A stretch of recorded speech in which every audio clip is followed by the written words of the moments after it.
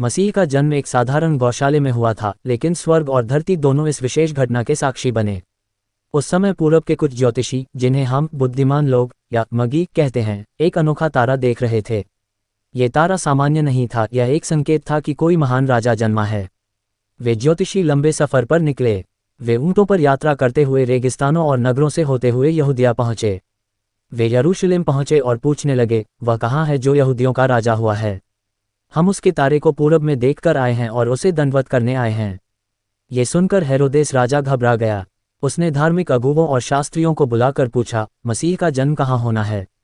उन्होंने उत्तर दिया, बैतलहम में, क्योंकि भविष्यवाणी में लिखा है कि यहूदा के बैतलहम से एक शासक निकलेगा।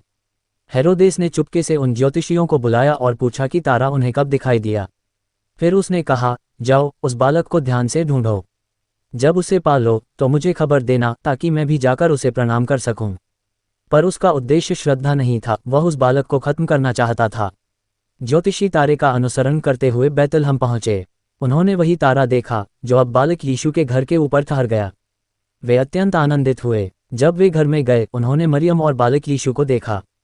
वे उसके आगे गिरकर दंडवत हुए और अपने बहुमूल्य उपहार अर्पित किए, सोना, लोबान और गंधरस। रात को उन्हें स्वप्न में ईश्वर ने चेताया कि हेरोदेस के पास वापस न जाएं। इसलिए वे एक और मार्ग से अपने देश लौट गए। उधर स्वप्न में एक स्वर्गदूत ने यूसुफ को भी चेतावनी दी, उठ, बालक और उसकी माता को लेकर मिस्र भाग जा। वहां तब तक रहना जब तक मैं न कहूं, क्योंकि हेरोदेस बालक को मारने की योजना बना रहा है। यूसुफ ने तुरंत आज्ञा मानी। रात में ही वे मिस्र की ओर चल पड़े और वहीं कुछ समय तक रहे। जब हेरोदेस ने देखा कि बुद्धिमान लोग लौटे नहीं, तो वह अत्यंत क्रोधित हुआ। उसने बैतलहम और उसके आसपास के सभी 2 साल तक के लड़कों की हत्या का आदेश दे दिया। इस निर्दयी कार्य से पूरा नगर शोक में डूब गया। यह एक भविष्यवाणी की पूर्ति थी। रामाह में रोने की आवाज़ सुनाई दी। राहेल अपने बच्चों के लिए विलाप करती है, क्योंकि वे अब नहीं रहे। कुछ समय बाद हेरोदेस की मृत्यु हो गई। फिर स्वप्न में एक स्वर्गदूत ने यूसुफ को कहा, अब मिस्र से लौट जाओ, क्योंकि बालक को मारने वाले मर चुके हैं। यूसुफ, मरियम और बालक यीशु वापस इसराइल लौटे।